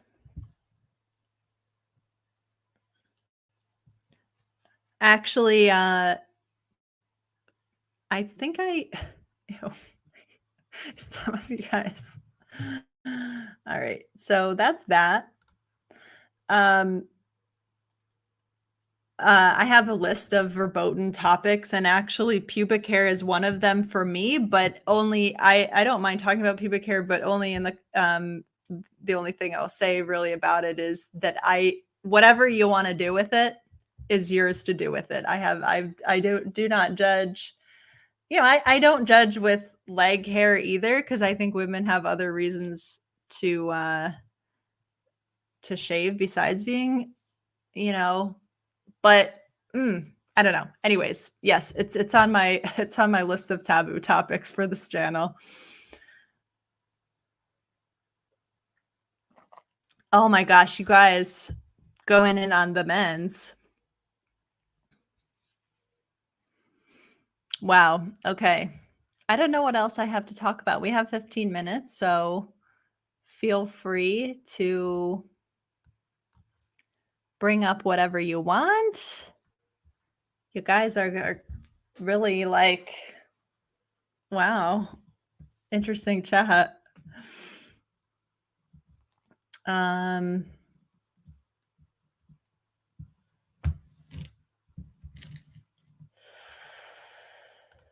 Tori, even when I used to get my bikini line waxed, they would try to upsell me to get full Brazilian, but I was always terrified. They'd be like, it's not that bad. Nope, I don't believe you. So many things that are so painful and harmful and damaging that are normalized. You know, I remember growing up that pain is beauty was like a phrase that people would say. Pain is beauty, pain is beauty. Like, that's messed up, you know, to believe that beauty is a requirement. Beauty is absolutely mandatory, and pain is an integral part of it. So that means that pain is mandatory for women. Our existence is to be a woman is to be in pain, which is kind of true. We talked about, I think Radical and I talked about chemical peels the other day. I feel like we talked about chemical peels recently. Yeah. Brianna says, I remember the first time I heard beauty is pain.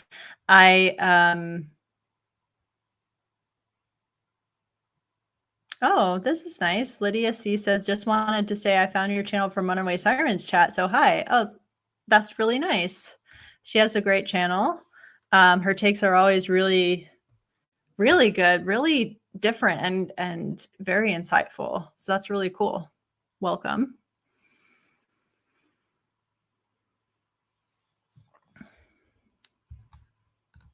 Radical says the Bible says so too. Women destined for pain due to the forbidden apple. And of course, part of our pain is in our biology. Something that I've talked about is kind of controversial, maybe to say, is that you know, being in a female body is often painful in a way that being in a male body is not. And so, in my personal opinion and my personal feminism or whatever, I think that our oppression not only comes from men, but it's inherent in being in a female body.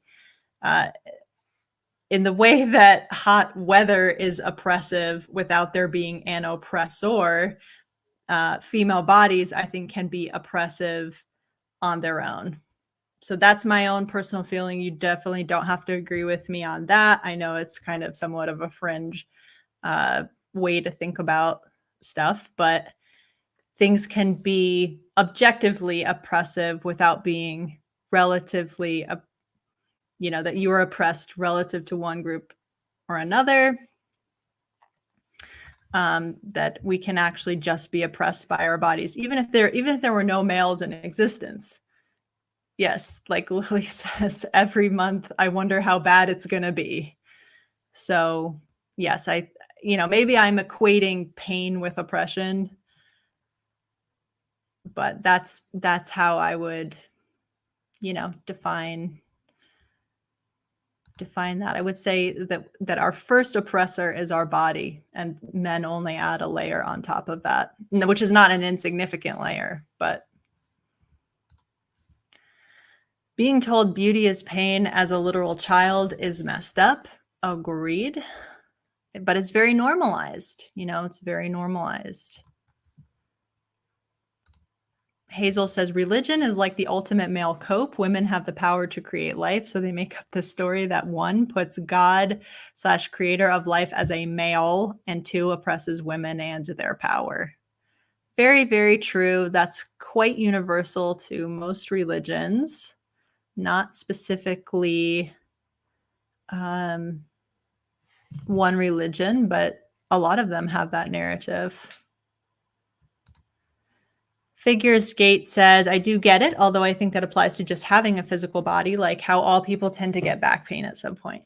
So yes, I would agree that, but I would still say that the complexity of a woman's body is a source of more trouble for us than for men. But I'm willing to entertain other ideas there too. Because I know some women have said, oh, well, we live longer and we have higher pain tolerance and we're more flexible. And there are like bodily advantages that we have over men. But I think that overall our bodies just are the source of a lot of complicated health issues, and that on its own is oppressive.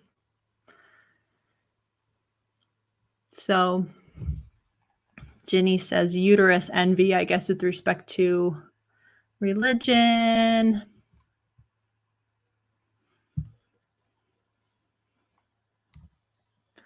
Oh, Figure Skate says, I wish I had a higher pain tolerance. Autism makes me so sensitive to it. C says, I wish I had the average female pain tolerance. Well, maybe our pain tolerance isn't higher. Maybe it's just that its pain is so normalized for us and it's the normal default thing or whatever. That, yeah. Lydia says, it's so complex and yet there is a reluctance to study it and invest in women's health care overall. So interesting. Someone recommended, I asked for podcast recommendations, and someone recommended this Mind Body Green podcast where they had a woman on who was a researcher in women's sports. And she was talking about the differences, nothing to do with the trans stuff at all, but just, differences in girls playing sports versus boys. And she's talking about the menstrual cycle and all this stuff. And she said at one point, she's like, oh, it's framed that say men develop muscle easier because they have more testosterone. She's like, it's framed that it's like better, that men's bodies handle that better. And I was like, yeah, that's really interesting. Like even linguistically to think of how men's bodies do certain things better. Like it's just different, but by using the term better, she's like, we're assigning a value to it. I don't know. Lily says, I'm very interested in studying female athletes since that is such an understudied topic. Yeah, definitely. Definitely.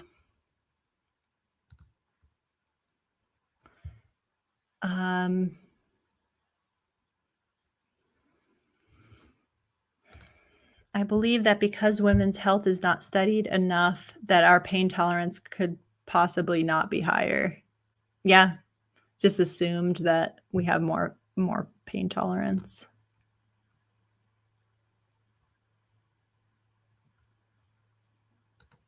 Women and men are not just hormone level. That is what's infuriating about the sports issue. I totally agree. So much more complicated than that. Hormones actually do play a huge role, but they're not the whole story. Hazel says the rage accompanied with testosterone wouldn't consider complete emotional violent breakdowns better. Yeah, for sure.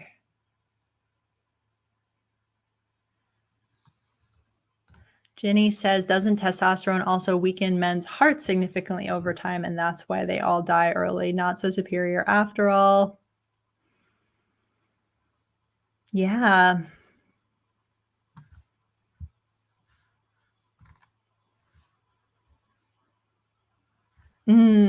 This might be it. Tori says male tattoo artists have said their female clients sit so well compared to their male clients. I wonder if it's not that we have a higher pain tolerance, but we're better at concealing said pain. I think that's definitely probably something to it. And we're also, again, like pain is normalized. That's why when women go to the emergency room with literally having a heart attack, doctors are like, you're fine, actually. You have anxiety, or just go home and wait it out. And they will actually die of a heart attack because their pain is not taken seriously, because it's expected that women are in pain.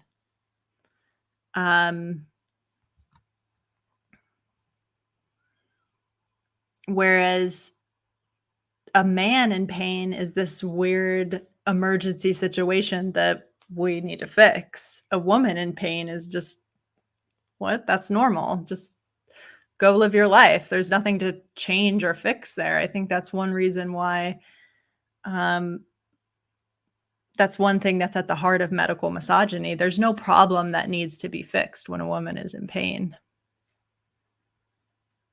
This is so, I feel this personally. We minimize our own pain out of perceived inconvenience to others. I went for my physical, not to get too personal, whatever. I went for my physical like 2 weeks ago or a couple weeks ago. And, it's good. Go every year. Need to get it done. But I said to the doctor, I was like, I feel like something's wrong with me. Like, I have XYZ symptoms, all this stuff. And she's like, you're fine. You're fine. I'll just see you for your physical next year. And I'm like, but what if I'm not? Could you maybe like do some tests or something? How many women go undiagnosed with things because it's just seen as like, oh, it's anxiety or whatever. Like maybe it is, there's a huge mind-body connection. I really believe that. But there's also this idea that it's just, it's just normalized to be uncomfortable. I mean, things like I've read that, MS takes 12 years to be diagnosed on average from when you first start having symptoms. So, and because it affects mostly women. So a woman could be having symptoms and struggling in life and going to doctor and they shrug her off for 12 years. And lupus, similar situation. There's chronic illnesses like that where, women are struggling for years and to get a diagnosis. You can't even get a diagnosis, so you can't start treatment or doing anything else. And then a lot of these chronic illnesses and stuff, especially ones that affect women, there's no treatment anyways. They don't even know what to do. And when I was at my physical, I was like, oh, my doctor brought up, so it was a brand new doctor. I'd never seen her before. And she's like, oh, it says you have PCOS in your chart. Well, who told you had that? And I was like, well, a couple of different doctors have told me I have that. And she said, well, you can't have that. You're not overweight. So you have to be overweight to have PCOS. And I'm like, Oh my God, I gotta educate this woman that 1 out of 4 women who have PCOS are actually underweight. Um, Pretty universal that all women who have PCOS struggle with their weight one way or the other, but 25% of us are underweight or thin or have trouble gaining weight or whatever. And I didn't even press it. I was like, okay. Yeah, I wasn't like, I'm not gonna do that in my appointment. Be like, argue with the doctor. Oh yes, sure, sure. She was like, you don't have it because you're not overweight. Yeah. She's like, I can order a blood test if you want. Because I've had blood tests and I've had high testosterone and I've had my hormones are totally out of whack and all this other stuff. I've had an ultrasound that showed I had the like PCOS ovaries. I just couldn't believe it. I'm like seeing this doctor and she's like, you don't have it. I'm like, it's literally been 7 years or something since I was diagnosed with it. And multiple doctors along the way have been like, okay, yeah, you have it. Just so wild. And then, but what I said to her, I was like, you know what does it matter whether I have it or not? There's no treatment for it anyways. You know? That's actually what I said to her. I was like, it doesn't matter. Nobody's going to do anything for it anyways. So fine. If you don't think I have it, it doesn't change anything. I've never done anything for it. It doesn't change anything for me. Like the only thing to do with PCOS is just be miserable, basically. Existential says, I think the PCOS women with insulin resistance is universal to PCOS though. All women with PCOS are considered pre-diabetic. So, no matter your weight. Figure Skate says, I think some people, including doctors, think PCOS is rarer than it is. Brianna says, it hurts so much when my pain is dismissed by female doctors. I totally agree. Whoever said that comment earlier about, I think it was Susie. Whatever, the one that I highlighted before that I said that I related to was just like,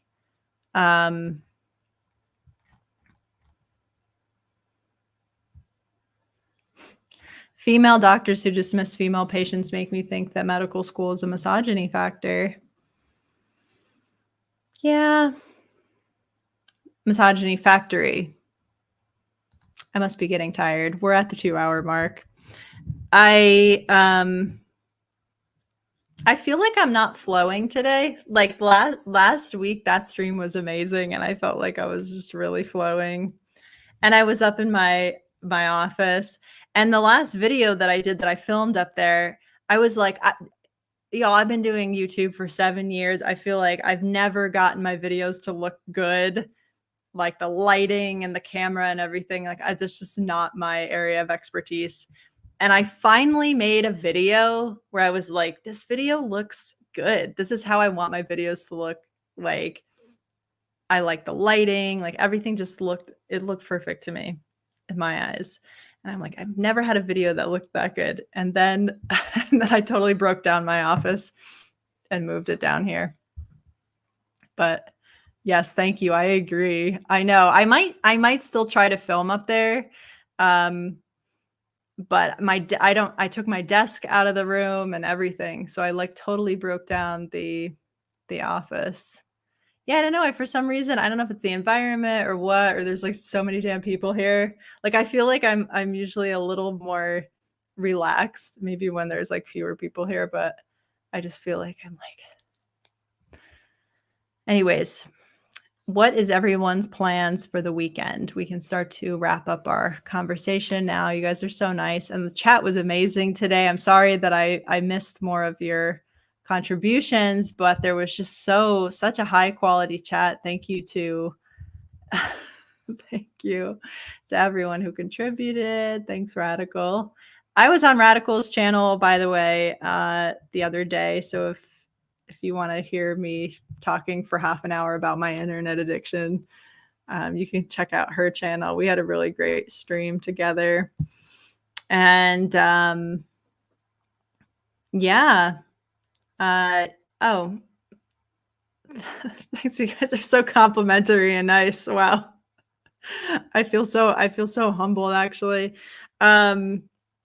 I started rock climbing again, and that was the first time I've been climbing. I went twice. First time I've been climbing in 4 years. I was a climber for 10 years, so I know what to do. I just don't have any strength to do it right now, which is a little frustrating. But I'm very excited to be back doing that, see where that leads. There's no gym anywhere near me, so I'm having to drive 2 hours to go climbing, which is like, whatever, it's fine. I live in the middle of the woods, as you know, so I live in a climbing gym dead zone, or a climbing desert, but not an actual desert, because that would be cool. But yeah, so I'm doing that. Thinking about doing a triathlon in August, but I don't know if I have time to train for it. But I did go on 2 runs this week, which is really exciting because I love running more than anything in the whole world. So I'm really getting back into doing some things that I really love. I want to find a way to share that somehow with the world. And when I say I went on 2 runs, the first one, I ran 20 seconds, walked 40 seconds, and I did that 6 times. So it was a total of 2 minutes of running. The second run, I ran 30 seconds, walked 30 seconds, and I did that 8 times. So it was a total of 4 minutes of running. So that's how slow I'm getting back to it. I don't want to get injured. So I feel like that's the plan for right now. My foot, thank you for asking, Hazel. It's actually really good. I'm like, where's the pain? I keep expecting the pain to come back. But like after it's been like a few months, then I'll feel good about it. Right now, I'm still icing it. I'm still doing some like PT and maintenance and stuff on it. But I just switched my shoes. I switched my shoes and I switched my insoles. I had custom orthotics before, and I switched to like an over-the-counter orthotic. And my foot is feeling amazing. Knock on wood. I don't want to jinx myself, but yeah, I don't even think I need a brace or anything. So yeah, I'm very excited back to climbing and running.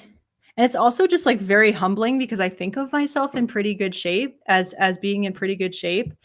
Because I do yoga and I walk, and then climbing and running is just like a whole other level of fitness. So yeah. Ginny says, I'm chilling after working weekends last 2 weeks. Gonna play video games all day. Love that.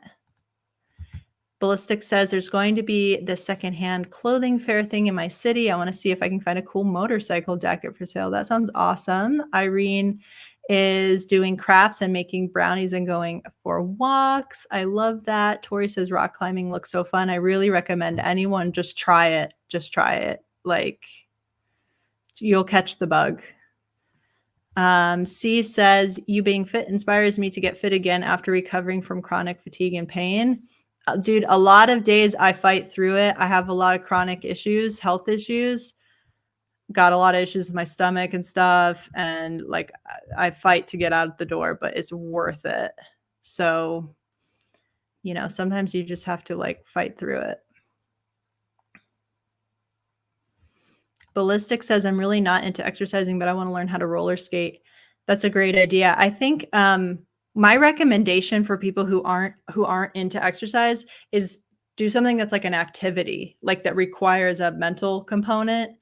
Like I did ballet when I was in my 20s, just more or less for the workout. And it's so, ballet is so good. Or I don't know, other kinds of dances. That's the only other kinds of dancing. That's the only kind of dance that I've done.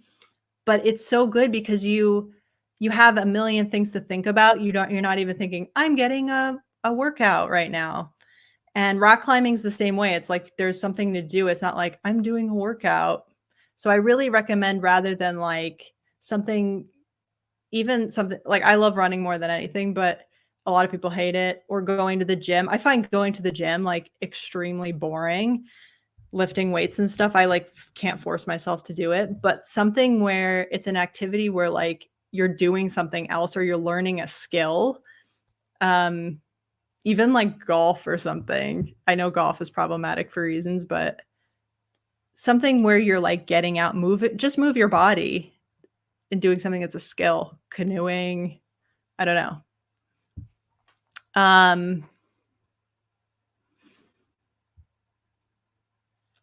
Comrade Scar says, I have severe ulcerative colitis. Even playing video games is a step up right now. Yeah, I'm just getting through the day.